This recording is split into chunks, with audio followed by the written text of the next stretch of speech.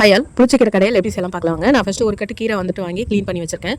So இப்போ இந்த கீரை வந்து நம்ம வேக வைக்கிறதுக்கு ஒரு பாத்திரத்தில் தண்ணி ஆட் பண்ணிக்கலாம். தண்ணி வந்து எந்த அளவுக்கு வேணும்னா கீரை வந்து முழுகிற அளவுக்கு இருந்ததுன்னா போதும்.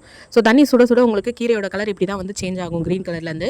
இதில் இருக்க தண்ணியும் பார்த்தீங்கன்னா ரெடிஷ் கலரில் வந்து மாறும். இந்த கீரை டிஃபால்ட்டாகவே வந்து பார்த்தீங்கன்னா புளிப்புத்தன்மை இருக்கிறதுனால இதனோட தண்ணி வந்து வேஸ்ட் பண்ணாமல் நம்ம பித்தளை பாத்திரம் வளர்க்க, பூஜை பாத்திரம் வளர்க்கறதுக்குலாம் வந்து யூஸ் பண்ணிக்கலாம். ஒரு நாள் வரைக்கும் இந்த தண்ணி வந்து நம்ம ஸ்டோர் பண்ணி வச்சு யூஸ் பண்ணிக்கலாம். அதுக்கு மேலே வச்சிருக்க முடியாது. ஸோ கீரை வெந்துருச்சான்னு பார்க்கறதுக்கு ஒரு கீரை எடுத்து நான் கையில் நசுக்கி பார்க்குறேன். ஸோ வெந்ததுக்கப்புறம் நான் தண்ணி வடிச்சிட்டு கீரை ஆற வச்சிருக்கேன். இது கூட 2 பொருள் வந்து நம்ம சேர்க்கணும். ஒரு கட்டி பூண்டு ஃபுல்லாக எடுத்து நம்ம எண்ணெயில் வதக்கி அது கூடவே வந்துட்டு ஒரு 4-5 காஞ்ச மிளகாவும் வச்சுட்டு நான் நல்லா அந்த வறுத்துக்கிறேன் எண்ணெயில்.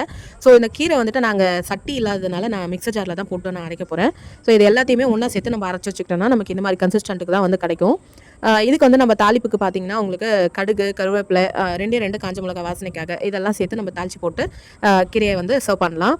இந்த கீரை 2 நாள் வரைக்கும் வெளியிலே வச்சு நம்ம யூஸ் பண்ணிக்கலாம். ஆக்சுவலி இந்த கீரைக்கு தாளிக்கும் போது கொஞ்சம் எண்ணெய் மட்டும் ஜாஸ்தியாக ஊற்றிக்கோங்க. அப்போ தான் வந்து டேஸ்ட்டாக இருக்கும். இது ஆந்திரா சைட்லலாம் வந்து கோங்கரா சட்னின்னு சொல்லுவாங்க. ட்ரை பண்ணி பார்த்துட்டு எப்படி இருக்குன்னு கமெண்ட் பண்ணுங்கள். தேங்க்ஸ் ஃபார் வாட்சிங்.